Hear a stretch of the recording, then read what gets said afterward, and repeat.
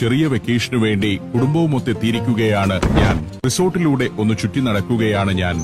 അതിന്റെ ഒത്ത മധ്യത്തിലായി ഇങ്ങനെ സുന്ദരമായ സായിപ്പുമാർ എത്തുന്ന ഏതൊരു റിസോർട്ടിലും ഇങ്ങനെയൊരു കുളം നിർബന്ധമാണ്.